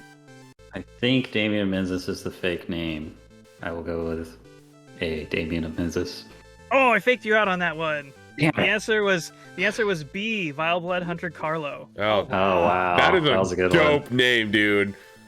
Do you know the name of the actual Vile Blood Hunter guy with the little spot on his head with the one eye hole? Alfred. Alfred. Nice work. Yeah, Damien of Mensis is a summonable NPC for Rom the Vacuous Spider and I Ariadis, I daughter used of him a lot. Cosmos. and he- always lost. And he wears a Mensis cage on his head. Yeah, He's I didn't know there was a summonable NPC for that fight. yeah. That's cool. It's up the top. Yeah, I think. Yeah. Oh no, it's just next to. It's just next to the. Yeah. Yeah, next to the. Nice work, Okay. Wes. All right, number 5, Sekiro. This one's gonna be tough because they're all in Japanese, but Oh, yeah, I'm not gonna A. remember any of these. A. Nogami Gensai. B. Anayama the Peddler. C. Simpleton Akihiro. Or D. Jinzaimon Kumano. I was really Well, hoping it's you just just- go with like Jake. Yeah. I was gonna say. Jake the Snake. I just feel like. Yeah. I have D again. D is Jinzaimon Kumano. And what's A again? Nogami Gensai.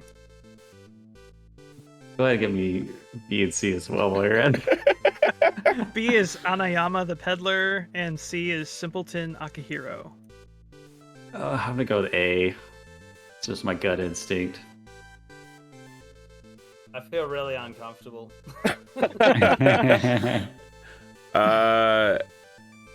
I feel like I've heard A before, and I don't know anything about Sekiro, so I'm gonna go with A as well.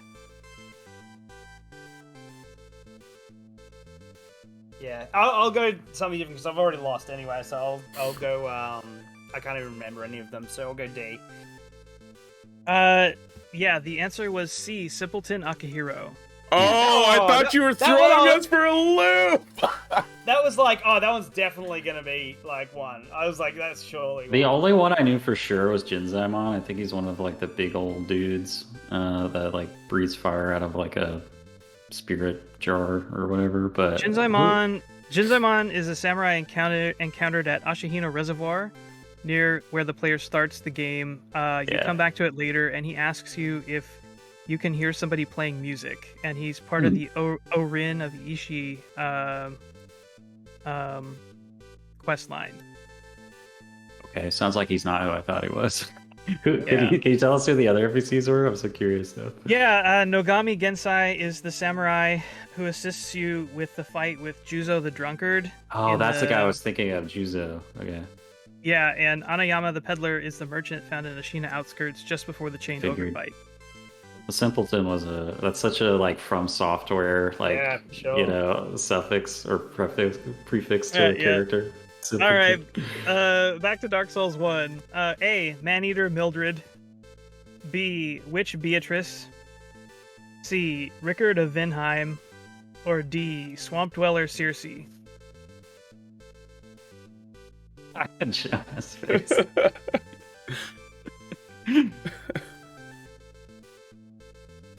I was thinking B. I was thinking B, and then Swamp Dweller Circe, like Cersei from Game of Thrones. Well, it's a name out of mythology. I know, but like, we can go with B. You're going with B, okay. Steven? Yeah, Swamp Dweller Circe definitely threw me. Again, Rickard of Vinheim also threw me. And maybe that's like a red herring because you did a Vinheim one just before. So I'm going to go with Circe just because I literally can't remember if that was an NPC fight or anything like that. Yeah. Okay. Kaedhen? 100% Swamp Dweller Circe. Swamp Dweller Circe is fake. Yeah. Should have went with my gut. Such a good name. There was a Maneater in Elden Ring. It's like the first church in Kaedhen. You get invaded by someone named Maneater or something or another. Nice. Mildred was in the. She's down in the swamp. She's the actual swamp dweller. Oh, yeah. Yep. Exactly. In the 5 FPS swamp. Jonah, since you're familiar with Dark Souls, Maneater Mildred, she just wears a dirty old burlap sack on her head and is otherwise completely naked and wears a big old pyramid head butcher. She has like a bikini sort of thing. And like she's naked, Wes. Shut up. Okay. I know who you're talking about now. I remember seeing it and like. Did you know that she's also a summon that she can join you in the Quelaag fight? She helps heaps in the Quelaag fight. Yeah. All right, a couple more. Dark Souls 2. A. The Rat King. B. White Sentinel Orlis. C. Sweet Shall Choir. Or D. Titchy Gren. What was that? Titchy Gren. Oh man. Is this Steven's? Yeah, it is Steven's. What was that first one again? What was A? The Rat King. Like obviously we know that's from Last of Us 2. I'm wondering if that's a drop, but I know there's lots of like the well-known Dark Souls 2 boss, the Rat King from The Last of Us Part 2. Yeah. Damn, like the last one was just really dumb and funny. Titchy, what a Gren. Let's go with that. It's probably 100% real, but yeah, we'll go with that. What was B again? B was White Sentinel Orlis. White Sentinel? Yep. Oh, I thought that was real, and then you said Titchy Grin, and then I was like, that sounds so familiar, but I'm pretty sure it's B or D, but White Sentinel Orlis. Or Titchy Grin. 5 seconds.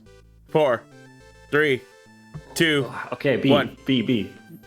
Okay, Jonah. C, or not C, D. Kaedhen was correct. It is White Sentinel Orlis. It's fake. Yes.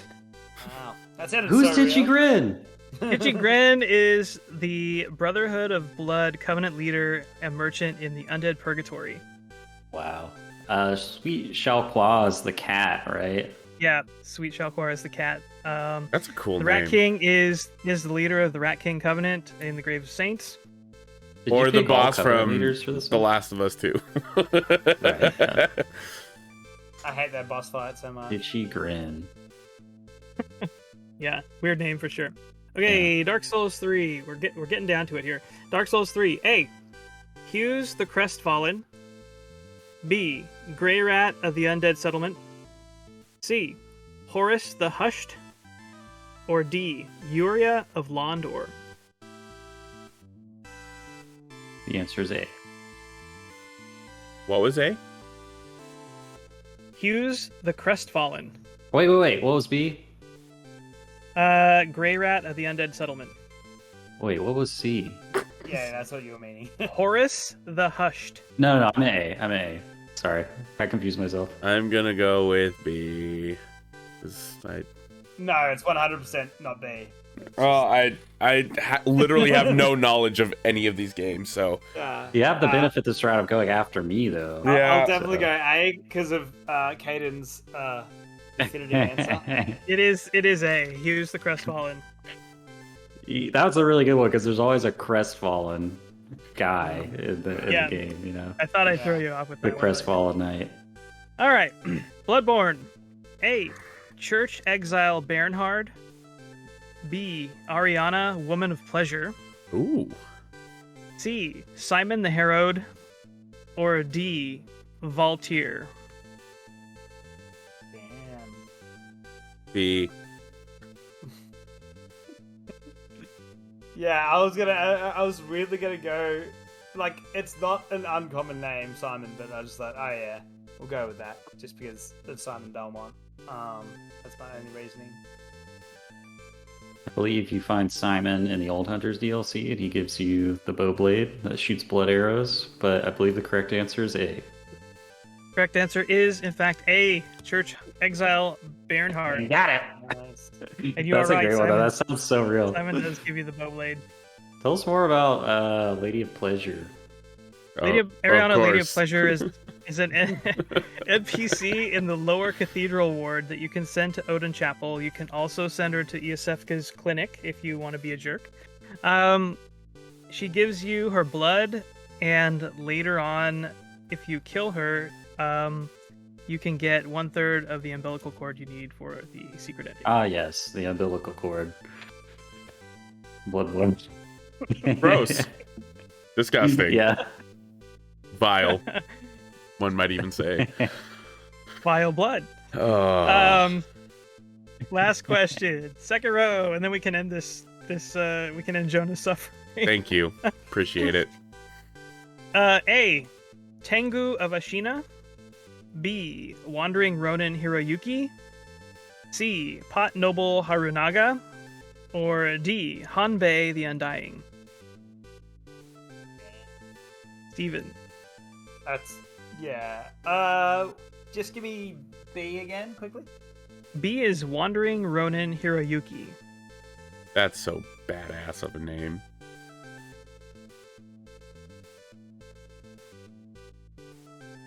Oh, this is a tricky one. I have no idea about because I haven't finished Sekiro. 5 seconds. 4. Yeah, go. 3. We'll go with B. I'll go with B. Can I have A again? The Tengu of Ashina. I think it's B. I think it's B. Just because I think B is awesome and you've been killing it with these made up names, I'm gonna say it's B.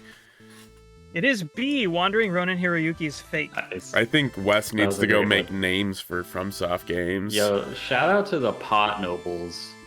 Those guys are so funny, dude. It's the Majora's Are they the Mask guys hand that- coming out of the toilet. Like, Yeah. Are they That's a like pot. the merchants that like live in a pot? Yeah, It's the they guy buy you trade they buy carp. treasure carp scales. Yeah. Yeah. There's they 2 in the dream game. to one day become a carp, Yeah. There you go. as you All do. right.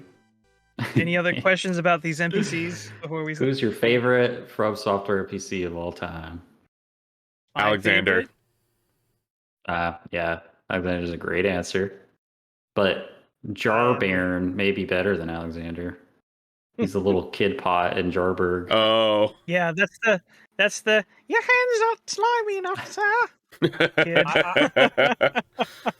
I like the dude that transmogs your boss souls in Dark Souls 3 that's like sitting on the throne. Like Yeah, that dude he's is cool. He's ready to sacrifice himself. He was like pretty much doing it out of duty when he inherited the flame and stuff.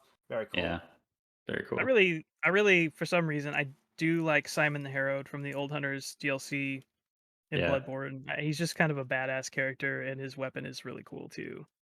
The bow that transforms into a sword. Like, Yeah. I don't remember his exact name in Dark Souls 1, if it's Siegmeyer or Siegland or Sieg. It's Sieg Siegbart. something. But yeah, he's like a recurring Character. stereotype in this. The Onion Knight. I love him. Yeah. Yeah, he's great. Yep. Nice job, Katie. You got 8. You got 8. Yes. So you I really am still do. disappointed in myself. You And really will do punish know myself that I your didn't get NPC. 100%. Steven, you got 4. Jonah, you got 2. So We needed Rob Hudak on. Oh, I yeah. feel like he'd have aced it. Yeah.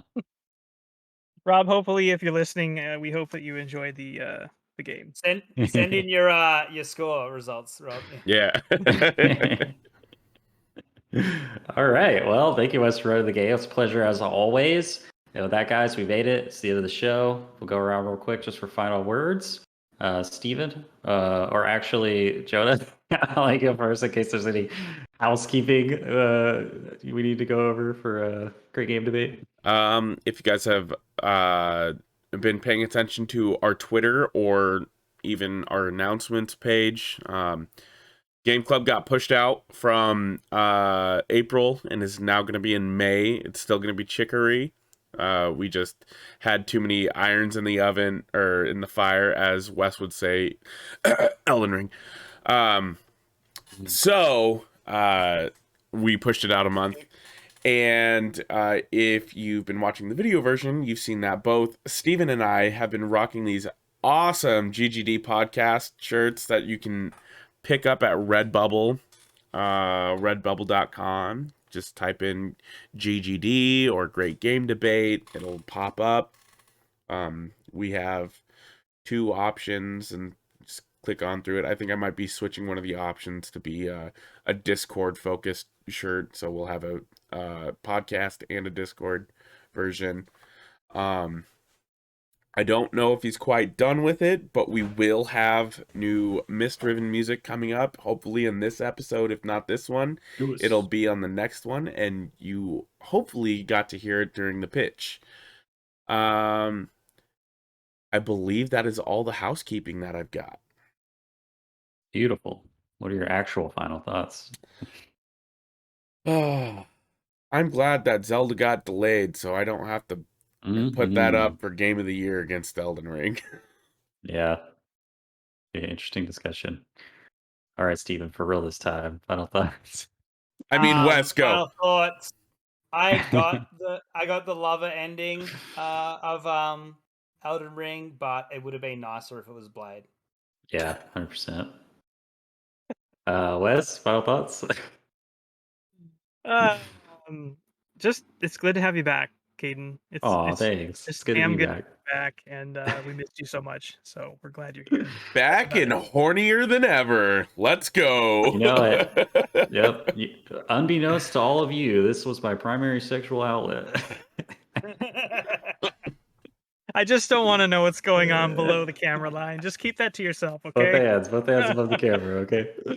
My final thoughts are: I saw a video of someone playing co-op against a boss in Elden Ring. The person playing the game was the summoned spirit. They got killed by the boss, and the player that summoned them for help ran over to where their body was when they died and just started teabagging that spot. It's just like, what is going on in your head? Like, what is this, like, vitriol? Like, I just don't, like, what is going on? But anyway, really great game today podcast. You can find us on YouTube, search Great Game Debate Podcast, on Twitter at Great Game Debate, spelled DEB, the number 8. And either place you should be able to find a link to our Discord, the Great Game Debate Discord, where you can join a bunch of lovely, non-toxic people having chill discussions about all kinds of media, not just video games, and also join our, what is it? What do we do? 4 times a year now? The game club, and Something like that. Play Chicory, talk about Chicory. It'll be a great time. I've been your host, Ggd Lane. And as always, happy gaming. Bye. Bye.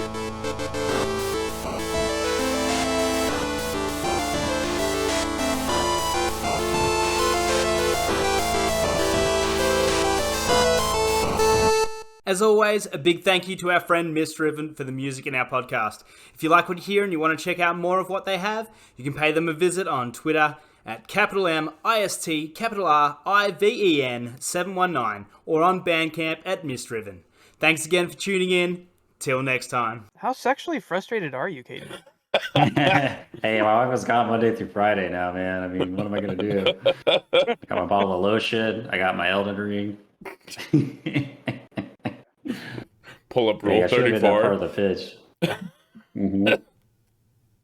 Blade, Rule 34. That's saved as a bookmark.